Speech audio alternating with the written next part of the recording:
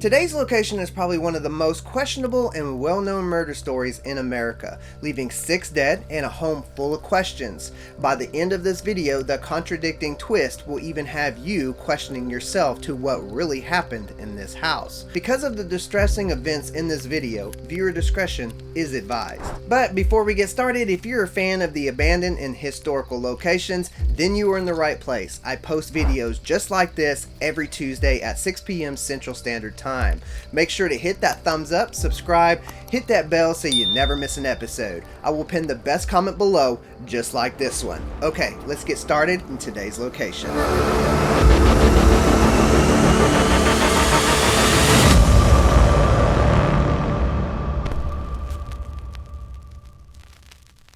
To better understand the story and the history of this place, let's first look into the families who lived here and then the layout of the home. In 1924 in Babylon, New York, John and Catherine Monahan decided to start the construction of their dream home in Amityville, which, if you didn't know, Amityville was one of 3 small villages inside the town of Babylon.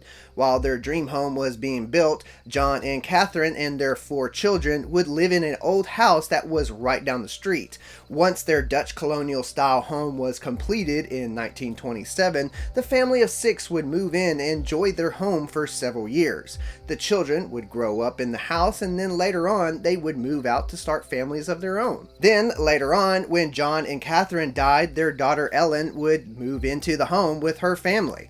Ellen and her family would stay there for a short time, and then in 1960 they sold the home for $35,000 to John and Mary Riley. When John and Mary moved in, they lived there for about 5 years until they had problems in their marriage and they ended up getting a divorce, and they would sell the home to Ronald and Louise DeFeo in 1965. There were 7 members of the DeFeo family: Ronald Sr. and his wife Louise, their 2 younger sons, John and Mark, their youngest daughter Allison, and their oldest, Don, and then there was their oldest son, Ronald Jr., who went by the name of Ronnie. Now, from the little bit of research I did, Ronnie didn't have the best childhood growing up. Ronnie, being the oldest child and his father being short-tempered, wasn't hesitant to show discipline to Ronnie, and sometimes not in the best way. One minute everything was fine, then they would be talking, getting along, and then the next, Ronnie was being thrown across the room. As a kid, Ronnie was overweight, and being overweight, he would get bullied at school.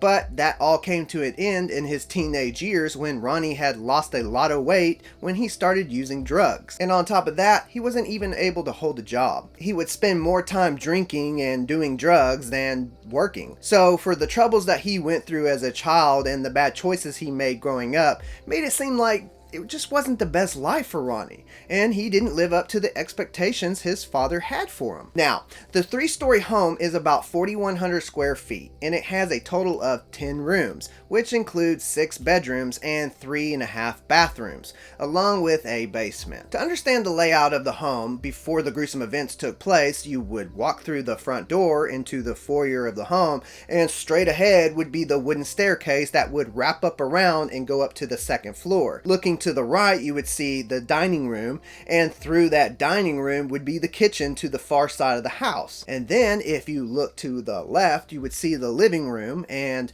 there would be a fireplace and windows, and then through that living room would be a enclosed porch that had a bar. If you went up to the stairs to the 2nd floor, you would come to this open space where you would have access to 4 of the 6 bedrooms. If you look straight ahead and to the left, you would see that there was a bathroom, and I'm guessing that the children on that floor would all use that same bathroom. The first door on the right, as you come up to the top of the stairs, would be a bedroom, and that was used as a sitting or dressing room. Then the second door past that would be the master bedroom, where Ronnie's dad and mother would sleep. And in this room, they also had their own bathroom. Then if you look to the left, you would see that the first door you would open up to was another bedroom, where 9-year-old John and 12-year-old 5-year-old Mark would sleep. And then right next to their bedroom was Allison's room, who was 13. As we make our way up to the 3rd floor, you come up to the top of the steps where you'll see that there is another bathroom, and then there is a bedroom on either side. And on the right would be Ronnie's bedroom, who was 23 at the time, and then on the left would be his sister Dawn's room, who was 18. Now, since we know a little bit about the families who lived there and the layout of the home, let's dive right into what happened on that dreadful night. At 6:30 p.m. on November 13th, 1974, Ronnie came running into a local bar that was not far away from his house, and when he entered the bar, he shouted, "You gotta help me! You gotta help me! I think my mother and father have been shot." After the people in the bar heard Ronnie screaming in a panic, they all stopped what they were doing.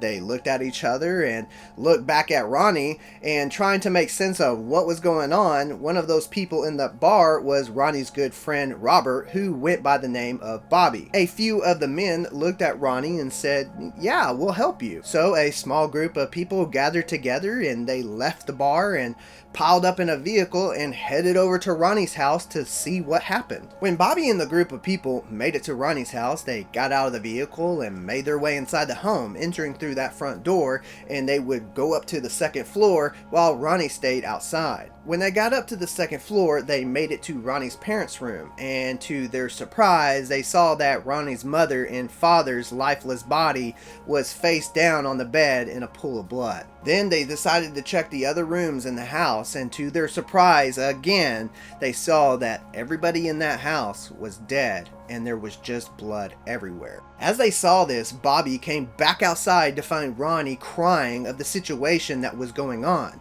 One of the other men there that was from the bar was named Joey, and he ran to the nearest phone in the house and called the police to let them know what they just saw. Ronnie, Bobby, and the other group of people would wait outside the house till the police arrived. Once the police arrived, they would make their way into the house, searching the whole house to see what happened. But what they found next would be shocking.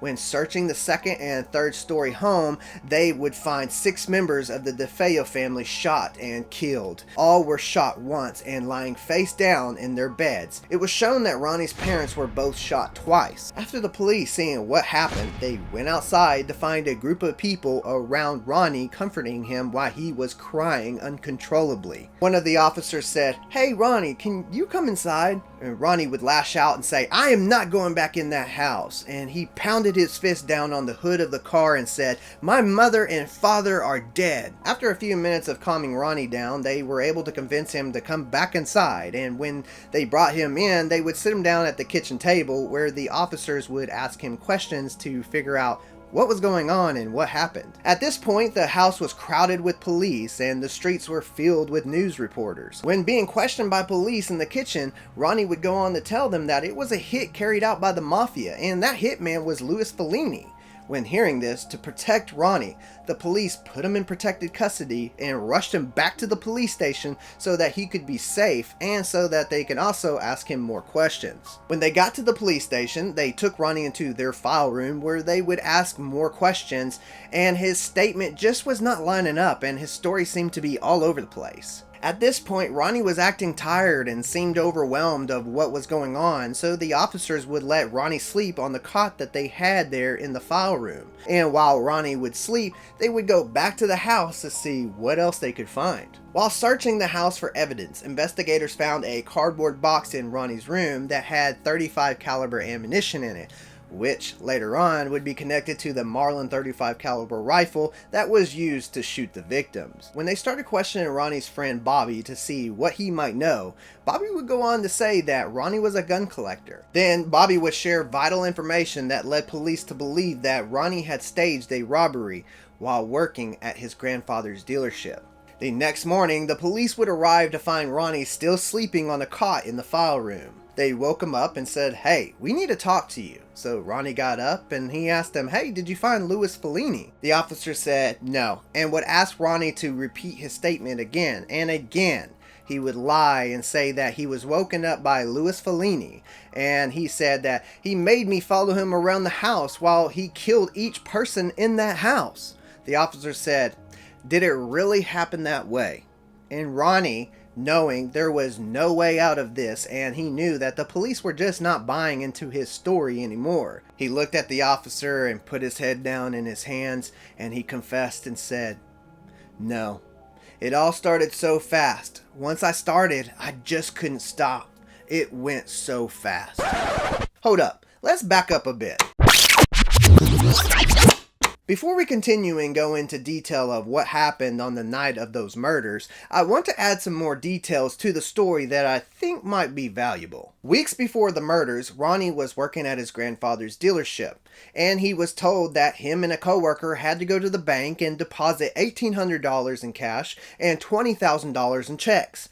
But Ronnie and his coworker had decided to plan and stage a robbery while they were on their way to the bank. He would claim that they were held up at gunpoint at a red light, and everything went according to plan, and the robbery went off without a hitch. Ronnie and the coworker would share the loot from that staged robbery. When Ronnie returned back to the dealership to explain what happened, Ronnie Sr., Ronnie's dad, was there at the dealership and heard the whole thing, and Ronnie's dad knew right off the bat that something was off and not right, and he was enraged with the staff who sent him on the run to the bank. When the police questioned Ronnie, he was quick to get angry and seemed irritated when he was asked questions. This led Ronnie's dad to believe that maybe his son had something to do with the robbery. The day before the murders, Ronnie had agreed to come into the police station to look at a few mugshots to identify the robbers. But at the last minute, he decided not to follow through, and when Ronnie's dad heard of this, he was furious. So he went to his son's work and confronted him and demanded that he cooperate with the police. Ronnie and his dad got in this heated argument, and Ronnie's dad screamed at him and said,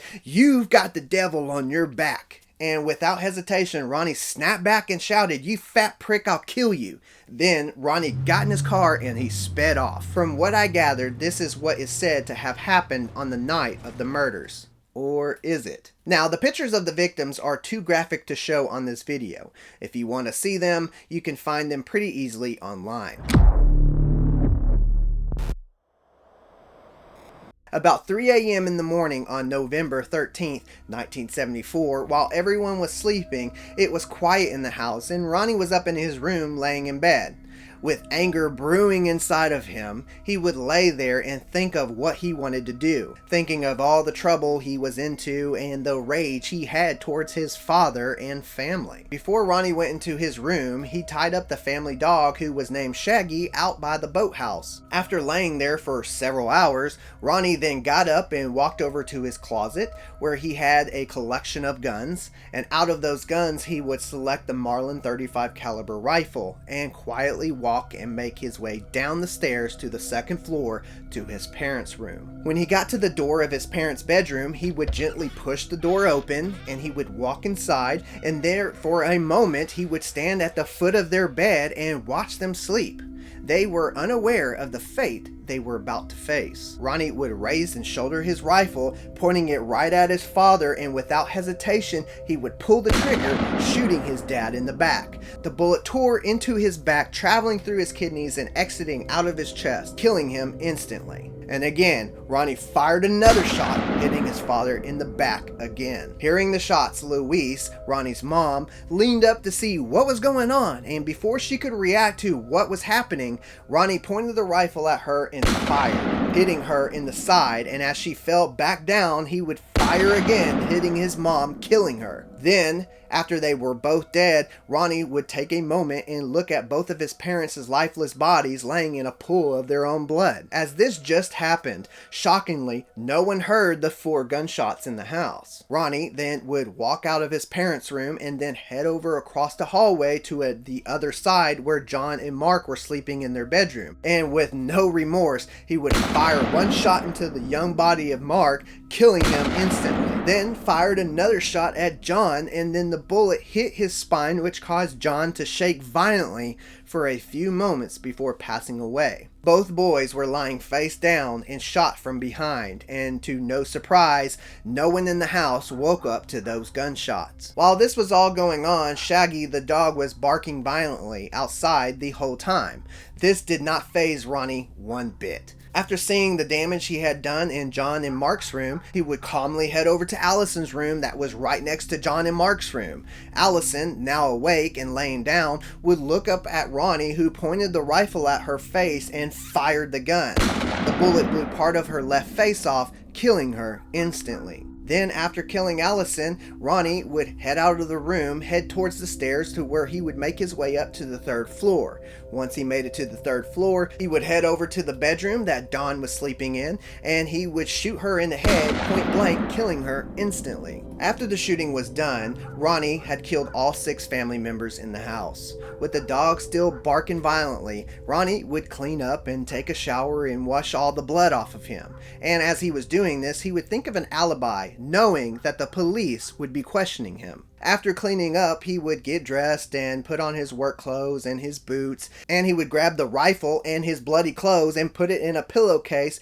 put it in his car, and he drove to Brooklyn, where he would throw the pillowcase containing the murder weapon and the bloody clothes in a storm drain. Then after he did that, he would head back to report to work at his grandfather's dealership, and this was about 6 a.m. Ronnie would make calls to home from work, and as expected, no one answered the phone. He would leave work early that day and head over to his girlfriend Sherry's house to hang out for a bit. He would tell her, "Hey, I tried calling home several times, but no one's answering the phone."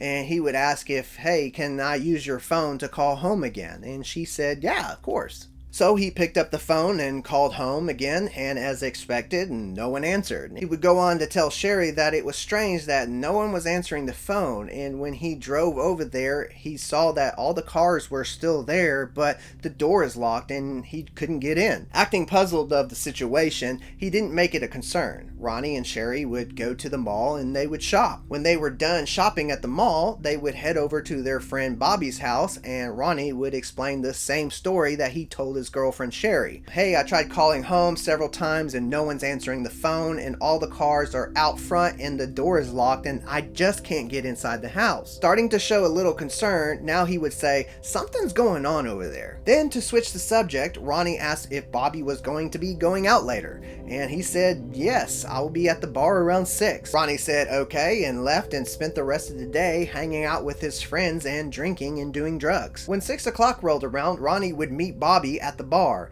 They would sit there and drink and talk, and Ronnie would bring up again that he still can't get inside his home. And he told Bobby, "Hey, I'm gonna have to go over there to see what's going on. I might have to break a window just to get in." Bobby was like, "Hey man, you gotta do what you gotta do." So Ronnie got up, left the bar, went to his house, broke through the kitchen window, then went back to the bar, ran inside, and crying out for help, he said, help me, my father and mother have been shot. I need help." Now, this is where things seem to take a twist in the story. While in custody, Ronnie DeFeo would make another attempt and shed light on another possible testimony of what happened. He would go on to make a claim that his 18-year-old sister, Dawn DeFeo, was the mastermind for this grand plan to kill the whole family.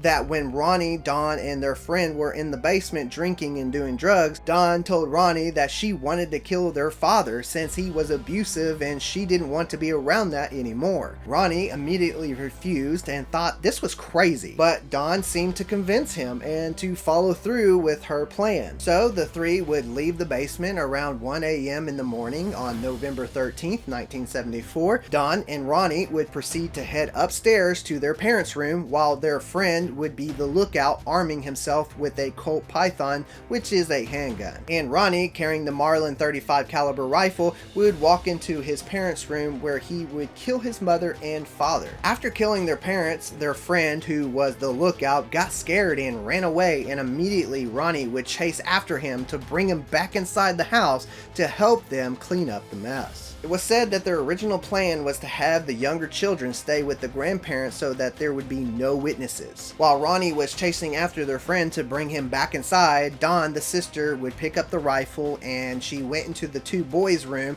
John and Mark, and told them to face down, and she would shoot both of them, killing them instantly. Which later in the DeFeo trial, facts were brought up to show that the two boys had to have been told to lay on their stomachs. John, being in a wheelchair because of a football jaw injury, was forced to lay on his back. This detail would show that John had to be forced to turn around in pain to lay on his stomach. Then, after Dawn killed John and Mark, she would head over to Allison's room, which was right next to the boys who were just shot. Standing at the doorway, Dawn would raise up the rifle and point it at her. And Allison, now awake and looking down the barrel of the rifle that Dawn was pointing at her, seeing the muzzle flash of the gun going off, tearing her left side of her face off, killing her instantly. After killing Allison, she would then head up to the 3rd floor to her room, still holding the rifle. Ronnie claimed he was not in the house at the time that the children were murdered, but instead was chasing down his friend who fled the scene, trying to get him to come back inside to help clean up the evidence. When Ronnie returned back to the scene of the crime without his friend, he found out that Dawn had killed the children too. In rage, Ronnie would wrestle with his sister in her room up on that 3rd floor, trying to get the gun from her.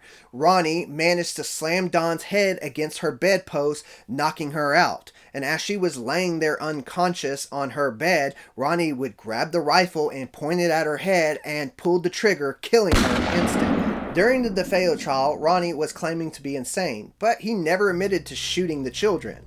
Now, here's the twist. There were in fact more than just one gun used on the night of the murders. And on top of that, they found out that there had to be more than one person involved with the crime. Ronnie would later tell police where he stashed the gun and the bloody clothes. As for Dawn, after the murders, her body was examined and they found that she had unburned powder burns on her nightgown, which means that she had at some point shot a gun. With this hard evidence provided, it showed that Ronnie's story had some truth to it. On November 21st, 1975, Ronnie DeFeo pleaded insanity, claiming that he had killed his family in self-defense because he heard voices in his head. Ronnie was found guilty on 6 accounts of second-degree murder and was sentenced to life in prison. On March 13th, 2021, Ronnie DeFeo died in his cell at the age of 69. Let me know what your thoughts and what you think really happened in the comments below. Today, the house still stands and has had 4 families live in it since the DeFeo family murders. The home for many years have been said to be centered around a demonic presence and has been a hot spot for paranormal enthusiasts. Owners of the home do not claim of anything paranormal or hauntings of any kind, and say it's been a peaceful house. There have been many movies and books written about this place and the history this home holds. Now, the well-known and famous home is back up for sale. The homeowners say that the reason for selling their home is because they're getting divorced and not because it's haunted. The home is on the market now for $955,000. The home has been updated, as you can tell from the pictures of the famous part of the house, the 3rd story that had the 2-eye looking windows, which was Ronnie DeFeo's room at the time of the murders. They have been replaced with 2 new square windows looking out to the street below. Other parts of the house inside and out have been remodeled as well and updated from its early 1900s look.